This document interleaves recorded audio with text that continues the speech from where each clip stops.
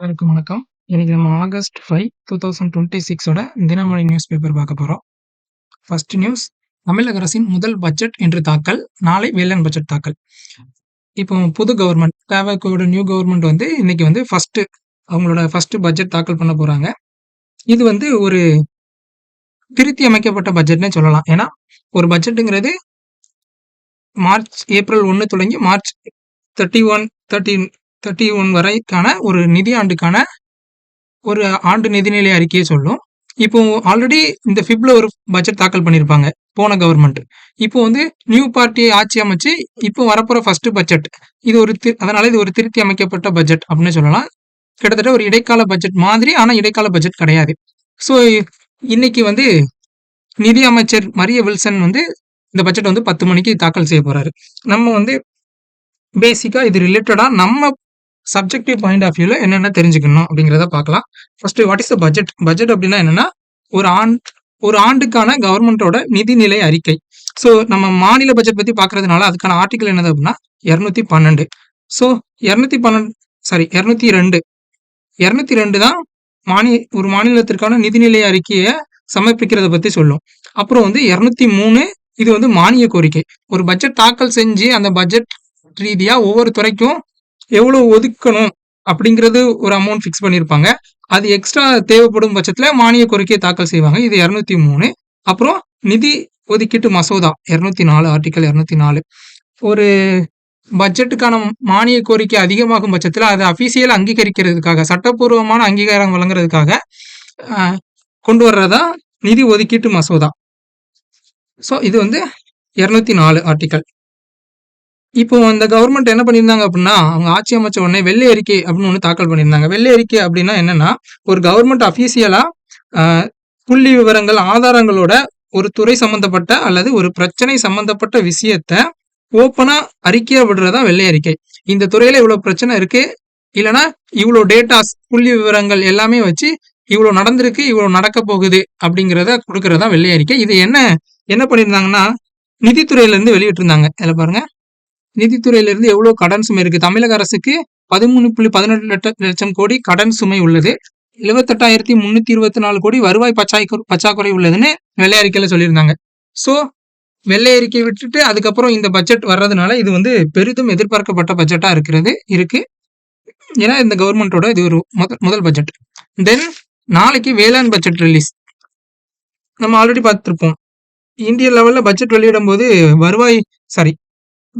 Railway பட்ஜெட்னு தனியா விட்டுட்டு இருந்தாங்க. அப்புறம் 2017 ஒன்னா சேர்த்து விட்டாங்க. அதே மாதிரி தமிழ்நாடு 2021-22 நிதிநிலை ஆண்டுல இருந்து என்ன பண்றாங்க அப்படின்னா, வேளாண் பட்ஜெட் தனியா ரிலீஸ் பண்ணுவாங்க. இது எங்கேயுமே ஆர்டிக்கல்ல ஸ்பெசிபிக்கா சொல்லல இப்படி ஒரு பட்ஜெட் ரிலீஸ் பண்ணணும்னு. ஆனா அது ஒரு கவர்மெண்டோட முடிவு, அப்படி பண்ணிக்கலாம். ஸோ என்ன பண்ணுவாங்க அப்படின்னா, வேளாண் துறை சார்ந்து சம்பந்தப்பட்ட விஷயங்களை பத்தி, அதுக்கான மானிய கோரிக்கை, அதுக்கான ஒதுக்கீடு, இதெல்லாம் தனி ப்ராசஸா நடக்கும். எப்போனா வேளாண் பட்ஜெட் ரிலீஸ் ஆனதுக்கு அப்புறம். ஸோ அதுக்காக வேளாண் பட்ஜெட் கடந்த 2021-22 நிதி ஆண்டுல இருந்து வெளியிட்டு வராங்க. ஸோ இன்னைக்கு பட்ஜெட்டும் நாளைக்கு வேளாண் பட்ஜெட்டும் ரிலீஸ் பண்றாங்க. நெக்ஸ்ட் நியூஸ், எல்னினோ பாதிப்புகள் கண்காணிப்பு நிபுணர் குழு ஆலோசனை கூட்டம். ஸோ இந்த இயர் எல்னினோ இயர் நமக்கு தெரியும். ஸோ என்னன்னா, எல்னினோ காரணமாக தமிழ்நாட்டில் ஏற்படக்கூடிய பாதிப்புகளை தொடர்ந்து கண்காணித்து எடுக்க வேண்டிய முன்னெச்சரிக்கை நடவடிக்கைகள் குறித்த ஆலோசனை வழங்குவதற்காக அமைக்கப்பட்ட நிபுணர் குழுவின் முதல் ஆலோசனை கூட்டம் நடைபெற உள்ளது. இது என்ன ஆலோசனை கூட்டம்? இதை யாரு உருவாக்கணும் அப்படின்னா, நம்ம TNDRRA பார்த்திருப்போம், Tamil Nadu disaster risk reduction agency. இவங்க தான் இந்த நிபுணர் குழு, உயர்மட்ட குழு அமைச்சாங்க.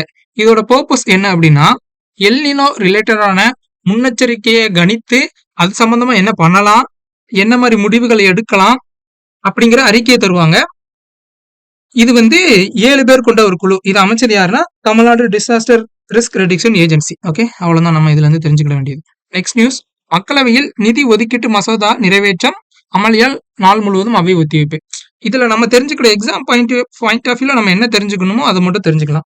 ஃபர்ஸ்ட் பட்ஜெட், மத்திய பட்ஜெட் தாக்கல் செய்வதற்கான ஆர்டிகல் என்னது? 112. ஸோ இதுபடிதான் ஒரு பட்ஜெட் தாக்கல் பண்ணுவாங்க. அந்த பட்ஜெட்ல என்ன இருக்கும்னா, ஒவ்வொரு டிபார்ட்மெண்ட்டுக்கான நிதி எவ்வளவு ஒதுக்கீடு பண்றது அப்படிங்கிறது இருக்கும்.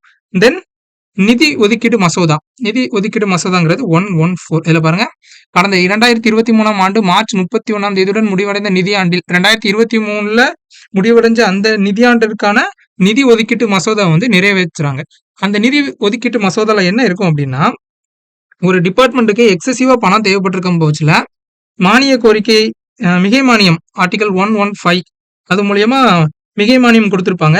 அதை வந்து இப்போ கன்சாலிடேட் ஃபண்ட் ஆஃப் இந்தியால இருந்து article 266 consolidate fund of India அதுல இருந்து தான் எடுத்தாங்களா, அதுக்கான சட்டப்பூர்வ அங்கீகாரம் கொடுக்கிறது தான் நிதி ஒதுக்கீட்டு மசோதா. அதாவது அதை அபிஷியலா வந்து அங்கீகரிக்கிறது. ஸோ இதான் வந்து நிதி ஒதுக்கீட்டு மசோதா. இதை தான் வந்து தாக்கல் பண்றாங்க. இவ்வளவு தான் நம்ம இதுல இருந்து தெரிஞ்சுக்கிட வேண்டிய எக்ஸாம் ஓரியன்ட் பாயிண்ட். பிறப்பு இறப்பு பதிவு திருத்த மசோதா மாநிலங்களவையில் நிறைவேற்றம்.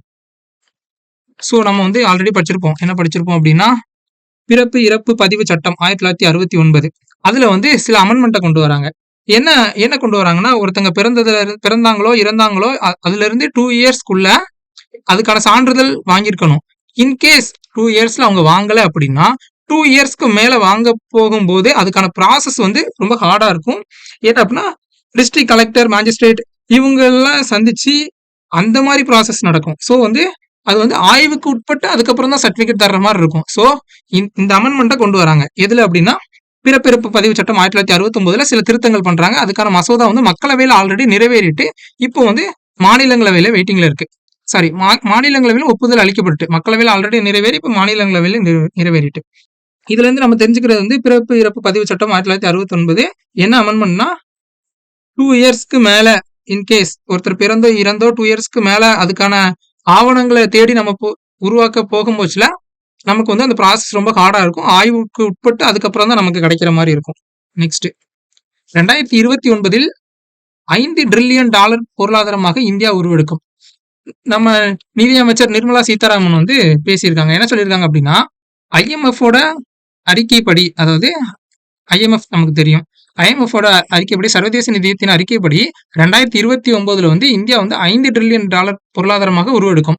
இல்ல நமக்கு தெரிஞ்சுக்கிற வேண்டிய டேட்டா என்னன்னா, இங்க பாருங்க, அதாவது நடப்பு விலையில் இந்தியா மொத்த உள்நாட்டு உற்பத்தியில் 2028-29 $5.1 டிரில்லியன் உருவெடுக்கும் அப்படிங்கிறத IMF கொடுத்திருக்காங்க. தேங்க்யூ.